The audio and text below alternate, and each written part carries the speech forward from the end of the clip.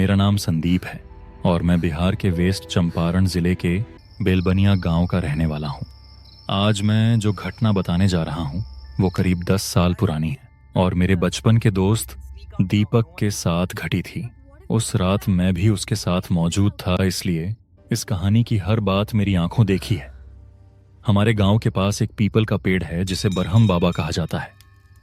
गांव वालों की मान्यता है कि बरहम बाबा गांव की रक्षा करते हैं और आसपास भटकने वाली आत्माओं, भूत प्रेतों को अपने नियंत्रण में रखते हैं। मैं इन बातों से डरता जरूर था, लेकिन मन में श्रद्धा भी थी।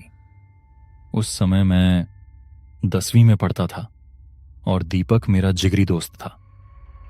गर्मी की एक उमस भरी रात थी। बिजली नहीं थी और गांव के लोग खलिहान में चारपाई डालकर लेटे थे। नींद नहीं आ रही थी। तभी दीपक आया और बोला कि चलो बरहम बाबा के पास चलते हैं, वहां ठंडी हवा होगी। मैंने बहुत मना किया, डर भी था और घर वालों की डांट का भी।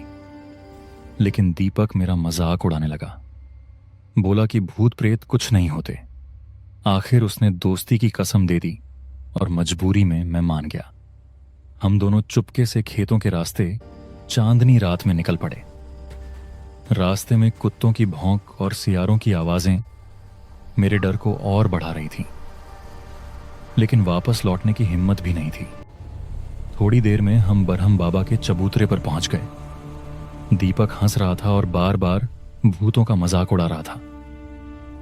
तभी उसकी नजर पेड़ पर बंधे लाल कपड़ों पर गई। प्लीज दीपक, मैंने हाथ जोड़कर उसे मना किया कि इन्हें मत छूना।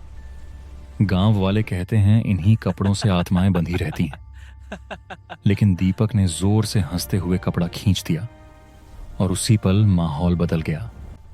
तेज हवा चलने लगी, अजीब अजीब हंसने की आवाजें आने लगीं और दीपक चबूतरे पर बैठकर गर्दन झुकाए आगे पीछे झूलने लगा।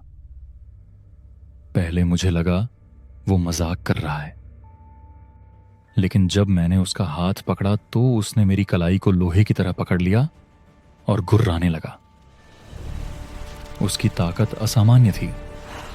आंखें पलट चुकी थीं, मुंह से लार टपक रही थी और आवाजें ऐसी थीं जैसे एक नहीं कई लोग बोल रहे हों। मैं डर से जकड़ा हुआ था, चीख भी नहीं पा रहा था। तब मुझे समझ आ गया कि उस पर प्रेत बाधा आ चुकी है। आखिरी उम्मीद में मैंने आंख बंद करके बरहम बाबा से रक्षा की गुहार लगाई और तभी दीपक की पकड़ ढीली पड़ी। वो चीखता चिल्लाता खेतों की ओर लुढ़क गया। जान बचाकर मैं गांव की तरफ दौड़ा। खलिहान पहुंचकर शोर मचाया तो गांव वाले लाठी डंडे लेकर साथ आए। दीपक खेत में बेसुध पड़ा था, कभी हंसता कभी रोता। 10-10 लोग मिलकर भी उसे संभाल नहीं पा रहे थे। रस्सी से बांधकर उसे घर लाया गया और दूसरे गांव से ओझा बुलाया गया। पूरी बात सुनकर ओझा ने कहा कि दीपक ने 3 बड़ी गलतियां की: रात में जाना, बरहम बाबा का मजाक उड़ाना और कपड़ा हटाना, जिससे कई आत्माएं उस पर चढ़ गईं। अगले 3 दिन बरहम बाबा के पास अष्टयाम हुआ और तंत्र मंत्र से प्रेतों को निकाला गया। दीपक बच तो गया, लेकिन पूरी तरह टूट चुका था।